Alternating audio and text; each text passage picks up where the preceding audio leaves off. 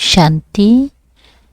आज 8 दिसंबर 2021 की साकार रूप से चले गए प्यारे बाबा के मधुर महावाक्य सुनते हैं। बाबा बोले, मीठे बच्चे, संगम की इन अमूल्य घड़ियों में श्वासों श्वास बाप को याद करो। तुम्हारी एक भी श्वास व्यर्थ ना जाए। प्रश्न है, इस समय तुम्हारा मनुष्य जीवन बहुत बहुत वैल्यूबल है। कैसे? उत्तर, इस जीवन में तुम बाप के बच्चे बन बाप से पूरा वर्षा लेते हो। इसी मनुष्य तन में पुरुषार्थ कर तुम कौड़ी से हीरे जैसा बनते हो। बेगर से प्रिंस, इनसॉल्वेंट से 100% सॉल्वेंट बनते हो। इसीलिए इस समय को व्यर्थ नहीं गंवाना है। हर श्वास बाप की याद में रहकर सफल करना है। कर्म करते भी याद में रहना है। गीत, यह वक्त जा रहा है। ओम शांति। यह जो इस समय मनुष्य का जीवन है, इनको अमूल्य कहा जाता है। बच्चे भी समझते हैं और बाप भी समझाते हैं कि यह तुम्हारा अंतिम मनुष्य का जन्म है। यह बहुत वैल्यूबल है। इनका मूल्य कोई कर नहीं सकता। वैसे यह टाइम भी बहुत वैल्यूबल है। तुम बच्चे जानते हो, अब कौड़ी से हीरे जैसा व बेगर से प्रिंस, इनसॉल्वेंट से 100% सॉल्वेंट बन रहे हैं। यह तुम्हारा मनुष्य तन बहुत वैल्यूबल है, जबकि बाप के बच्चे बने हो और मनुष्य का वैल्यूबल नहीं है। तुम बच्चों को इस समय अपना श्वास व्यर्थ नहीं गंवाना चाहिए। कैसे सफल करना चाहिए सो तो बाप समझाते हैं। श्वासों श्वास याद करो बाप को। मनुष्य भक्ति मार्ग में तो अनेक प्रकार के सिमरन करते हैं। वह है अनेकों की बेविचारी याद। तुम बच्चे एक के सिवाय और किसी को याद नहीं करते हो। समझते हो हमारा श्वास व्यर्थ ना जाए। श्वासों श्वास कोशिश कर बाप को याद करना है। ऐसे डायरेक्शन मिलते हैं। इसमें कोई जाप आदि नहीं करना है। हमारा स्वधर्म ही है आवाज से परे रहना। इस शरीर द्वारा हम पाठ बजाते हैं। आत्मा असुल शांति धाम की रहने वाली है। यह भी हमारे सिवाय कोई कह ना सके कि हम असुल शांति धाम के रहने वाले हैं। कोई पूछे तुम कहाँ के रहने वाले हो, तो तुम कहेंगी हम आत्मा तो शांति धाम के रहने वाली हैं। बाकी यहाँ के लिए पूछते हो तो यहाँ हम फलानी जगह रहने वाली हैं।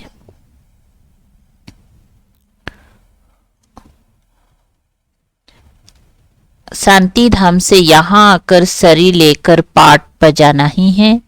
अभी यह है इस मृत्यु लोक का अंतिम जन्म। इसमें श्वास व्यर्थ नहीं गंवाना चाहिए।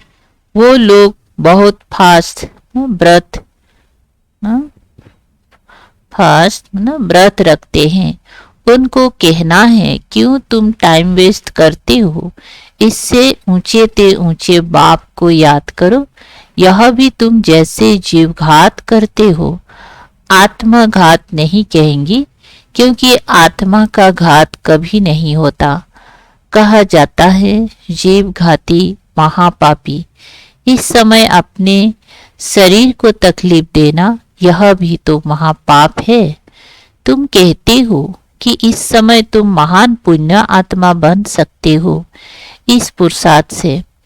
उन्हों को तो ये पता नहीं है कि बाप यहाँ आया हुआ है, ये बाप दादा है ना, शिव बाबा, ब्रह्मा दादा।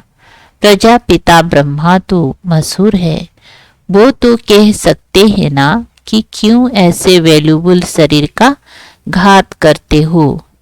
इससे तो मनमना भाव बाप को याद करो तो जीवन मुक्ति मिलेगी। अथवा कोई द्वारा मैसेज भी भेज सकते हो। दिल्ली वाले बच्चे भी भेज सकते हैं कि इस समय यह दुनिया बदल रही है। इस पुरुषार्थ से तुमको जीवन मुक्ति मिल सकती है। देखते हो सामने महाभारत लड़ाई भी है, इसलिए बच्चों को एक भी श्वास वेस्ट नहीं करना चाहिए। सारा कल्प सीढ़ी नीचे उतरते उतरते एकदम तमो प्रधान बन गए हैं और फिर सतु प्रधान बनना है। इसमें मेहनत लगती है, मासी का घर नहीं है। जनक को 1 सेकंड में जीवन मुक्ति कैसे मिली वह भी तुम जानते हो और लिख सकते हो। जीवन मुक्ति 1 सेकंड में बिना कौड़ी खर्चा मिल सकती है। यह मृत्यु लोक का लास्ट जन्म है। अमर लोक में है जीवन मुक्ति, मृत्यु लोक में है जीवन बंध। ये भागवत में भी गाया हुआ है। यह भी एक कहानी बना दी है कि जनक को ज्ञान देने वाला कोई मिल ना सका। परम पिता परमात्मा ब्रह्मा द्वारा ज्ञान देते हैं, इसको ही ब्रह्मा ज्ञान कहा जाता है। ब्रह्मा को भी जरूर किसी ने दिया होगा ना। ज्ञान सागर तो परम पिता परमात्मा है, वो ब्रह्मा द्वारा आकर देते हैं। त्रिमूर्ति चित्र द्वारा तुम अच्छी तरह समझा सकते हो। कोई भी अंदर आते हैं तो उनसे पूछो बोर्ड पढ़ा क्या लिखा हुआ है। बीके प्रजापिता ब्रह्मा के बच्चे ठहरे। प्रजापिता को सिर्फ कुमारियां ही होंगी क्या? जरूर कुमार भी होंगी। तो हमारी यह फैमिली हो गई। ब्रह्मा बाप है, ब्रह्मा किसका बच्चा? शिव बाबा का। इन द्वारा स्थापना कर रहे हैं। यह फैमिली की फैमिली भी है, पाठशाला की पाठशाला भी है। सर्वों का सदगति दाता तो एक ही बाप है, वही ये दुनिया स्थापन कर रहे हैं। तो जरूर डेविल वर्ल्ड खत्म होगा। राज और फल भारत का होता है। भारत ही हेवन से हेल, एकदम ऊंचे से नीच बनता है। हेवन माना नई दुनिया। बुद्धिवान जो होंगी वह समझेंगी बरोबर आदि सनातन देवी देवता धर्म था। तुम लिखते भी हो कि डिटिज्म कैसे स्थापन हो रहा है। 1 सेकेंड में जीवन मुक्ति कैसे मिलती है, आकर समझो। अभी यह पुरानी दुनिया है, वह बदलकर नई दुनिया बन रही है। इसीलिए यह अंतिम जन्म बहुत वैल्यूबल है, इनका बहुत महत्व है। जबकि हम बाबा से वर्षा लेते हैं और आदि सनातन देवी देवता धर्म वाले ही आकर वर्षा लेंगे। अगर नहीं लेते हैं तो समझना चाहिए कि 84 जन्म लेने वाला सूर्यवंशी में आने वाला नहीं है, पिछाड़े में आएंगी। जिनकी फूल जोत जगती है वो सतयुग में आएंगी। पीछे दिन प्रतिदिन कम ताकत वाले होंगे। महान सौभाग्यशाली ही एक्यूरेट नई दुनिया में आएंगे।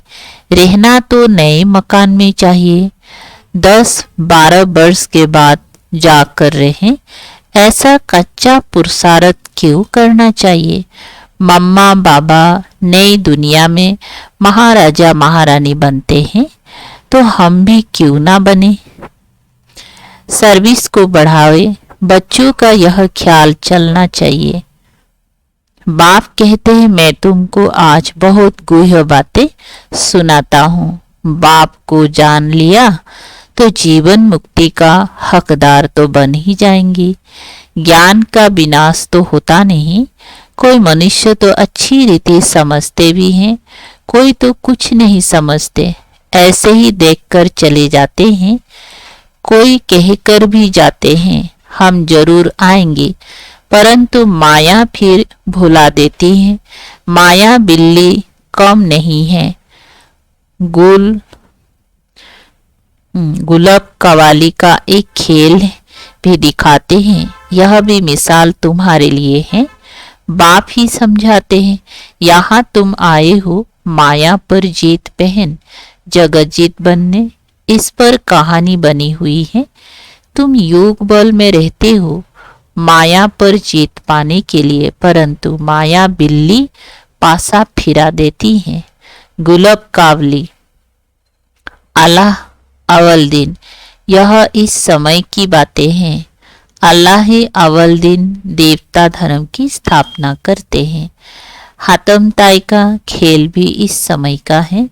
बाप को ना याद करने से माया आ जाती है। जो कुछ हो चुका है उनकी बैठ बाद में कहानियां बनाते हैं। जो होने वाला है वो तो कुछ बात नहीं सकते हैं ना, वो तो कुछ बता नहीं सकते, लेकिन जो हो गया उसकी ही कहानी बैठ बताते हैं। पास्ट में जो कुछ हुआ है उसका ड्रामा बनाते हैं। कांसबद्ध अमृत मंथन किस्म किस्म के खेल बनाते हैं। वह बेचारे ये नहीं जानते कि यह बेहद का ड्रामा है। तुम जानते हो यह अनादि अविनाशी ड्रामा है। मनुष्य तो कुछ भी नहीं जानते कि यह ड्रामा कितने वर्ष का है। पल कहते हैं हिस्ट्री रिपीट होती है, परंतु समझते नहीं हैं। बाप किस्म किस्म की राज समझाते हैं कि बुद्धि में यह बैठे कि हमारा ये अंतिम जन्म बड़ा वैल्यूबल है, इसमें टाइम वेस्ट नहीं करना चाहिए। हाथ काट दे दिल याद दे। दिल तो आत्मा में है ना। आत्मा ही कहती है मुझे तंग नहीं करो, मेरे दिल को दुखी नहीं करो। बुद्धि समझती है, जज करती है, ये हमको सुख देते हैं, ये दुख देते हैं। आत्मा शरीर के बिना तो कह ना सके। आत्मा ही सब कुछ सीखती है। संस्कार आत्मा में भरते हैं। अभी तुमको परम पिता परमात्मा सिखला रहे हैं। तुम जानते हो बाप ज्ञान का सागर है, पतित पावन है। वो भारत के लिए सौगात ले आते हैं बैकुंठ की, इसीलिए गाया हुआ है सर्वों की सदगति दाता, उनका बाट प्लेस भारत है। सोमनाथ का मंदिर भी यहाँ ही है। शिव बाबा आया था तब तो उनका यादगार मंदिर बनाया है। वह कब आए क्या करके गए ये नहीं जानते। लक्ष्मी नारायण थे फिर कहाँ गए वो थोड़े ही समझते हैं कि वो इस पतित दुनिया में हैं। सतु प्रधान थे फिर चक्र लगाकर तमु प्रधान बने हैं। नाम रूप बदल जाता है ना, हर जन्म में फीचर्स बदल जाते हैं। ये बना बनाया ड्रामा है, इसमें जरा भी फर्क नहीं पड़ सकता। फीचर्स एक ना मिले दूसरे से। बाबा को बच्चों पर रहम पड़ता है कि बच्चे अपने बाप को जान लेवे। मालूम तो पड़ता है ना बीके वृद्धि को पाते रहेंगी। एक दिन यह भी आएगा जो फेरा पहनते रहेंगे। तुम्हारी प्रदर्शनी में सब आएंगे। दिन प्रतिदिन नाम वाला होता जाता है। बाबा ओपिनियन की भी किताब छपाते हैं, वो भी काम में आएंगे। बहुतों को भेज देनी पड़ेगी। बच्चे जो सर्विसेबल हैं उनको सारा दिन ख्यालत रखने पड़ते हैं। वह झट कहेंगी भल बीके आकर मिल सकती हैं। भूख हड़ताल रखते हैं तो 10-12 दिन के बाद कमजोर हो जाते हैं, फिर इतनी बात नहीं कर सकते हैं। तुम्हारी बात को समझेंगे और कहेंगे कि बरोबर जीवन मुक्ति पाने का यही ठीक रास्ता है। सर्व का सद्गति दाता तो एक ही बाप है, बाकी सब है भक्ति मार्ग के गुरु। गुरु तो बहुत हो गए हैं ना। स्त्री का पति भी गुरु है, कथा सुनाने वाले को भी गुरु कहते हैं। ये सब समझने की बातें हैं। बच्चों का माथा बहुत विशाल होना चाहिए सर्विस के लिए। बाप को याद कर रावण पर विजय पानी है। श्वास व्यर्थ नहीं गंवाना है। जो समय बर्बाद करते रहते हैं उनको बेसमझ कहा जाता है। बाप कहेंगे किसका जीवन हीरे जैसा बनाने तुम सर्विस नहीं करते हो। कितना waste of time, waste of energy करते हो, कुछ भी समझते नहीं। इसीलिए पत्थर बुद्धि कहा जाता है। इसमें सारी युग की बात है। बाप को याद करो और वर्षा ले लो। ये व्यर्थ कभी कोई समझ ना सके। अरे ये अर्थ क्या बताएं? बाप को याद करो और वर्षा ले लो। ये अर्थ कभी कोई समझ ना सके। वो तो ब्रह्मा को याद करते हैं। बाप कहते हैं मुझे याद करो तो विक्रम विनाश होंगे।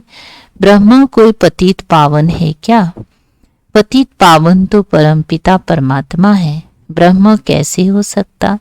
बेचारे बहुत भूले हुए हैं। बाप बच्चों को फिर भी कहते हैं बच्चे टाइम वेस्ट नहीं करो, बाबा को याद करो। बाबा जानते हैं कोई बच्चे दिन रात बहुत टाइम वेस्ट करते हैं, सारा दिन कुछ भी पुरुषार्थ नहीं करते। बाबा अपना मिसाल भी बताते हैं। भोजन पर बैठते हैं तो भी बाबा को याद करते हैं। हम दोनों इकट्ठे खाते हैं। शरीर में दो आत्माएं हैं ना। याद करते करते फिर भूल जाता हूँ और ख्यालत आ जाते हैं। इनके ऊपर जवाबदारी बहुत है, बहुत ही ख्यालत आते हैं। इसीलिए बाबा कहते हैं तुम जास्ती याद में रह सकते हो, इनको तो मेहनत करनी पड़ती है। हमेशा समझो। शिव बाबा समझाते हैं उनको याद करो। ब्रह्मा को याद करने से शिव बाबा भूल जाएगा। बच्चों को पहले तो अपना ही कल्याण करना है, फिर दूसरे का। कोई तो ऐसे ही दूसरों का कल्याण करते रहते हैं, अपना करते नहीं हैं। औरों को आप समान बनाते, खुद फिर गुम हो जाते हैं। वंडर है ना। यह भी तुम समझते हो। तुम अनुभव भी सुनाते हो और कोई सत्संग आदि में थोड़े ही समझाते हैं। यहाँ भी नंबरवार धारणा होती है। यह नॉलेज बुद्धि में धारण की जाती है। गाते भी हैं भर दो झोली। ये नॉलेज तो बुद्धि में भरी जाएगी, वह झोली में। पारस बुद्धि और पत्थर बुद्धि गाया जाता है। तुम्हारा यह जीवन बहुत अमूल्य है। इसमें पुरुषार्थ की बहुत जरूरत है। गृहस्थ व्यवहार में रहकर सब कुछ करना है। सरकमस्टांस देखे जाते हैं, फल कुमार है। देखा जाता है सर्विस अच्छी कर सकते हैं तो छुड़ा भी लेते हैं। हर एक का सरकमस्टांस देखकर फिर राय दी जाती है। सर्जन नफ्स देखने के बिना राय दे ना सके। यह है अविनाशी सर्जन। आत्मा को मन मना भाव का इंजेक्शन लगाते हैं। इनका यह एक ही इंजेक्शन है जो 21 जन्मों के लिए एवर हेल्दी बना देते हैं। प्रजापिता ब्रह्मा के कितनी ढेर बच्चे हैं, कितना बड़ा गृहस्थी है। यह है बेहद का गृहस्थ व्यवहार। यह शिव बाबा का रथ है ना, तो कितनी आमदनी होती है। बाप कहते हैं मैं इस रथ में बैठ नॉलेज देता हूँ, नहीं तो कैसे दूंगा। कृष्ण तो होता ही है सतयुग आदि में। वही आत्मा सावरी बनी है तो इनके बहुत जन्मों के अंत में प्रवेश करता हूँ। इसीलिए भाग्यशाली रथ गाया हुआ है। अच्छा, मीठे मीठे सिकलधे बच्चों प्रति मात पिता बाप दादा का याद प्यार और गुड मॉर्निंग। रूहानी बाप की रूहानी बच्चों को नमस्ते। हम रूहानी बच्चों की रूहानी बाप दादा को याद प्यार, गुड मॉर्निंग और नमस्ते नमस्ते। शुक्रिया बाबा। सार है 1 नंबर, अपना तथा दूसरों का जीवन हीरे जैसा बनाने की सेवा करते रहना है। टाइम, मनी, एनर्जी बर्बाद नहीं करना है। 2, दूसरों का कल्याण करने के साथ साथ अपना भी कल्याण करना है। बुद्धि रूपी झोली में ज्ञान रतन धारण कर दान भी करना है।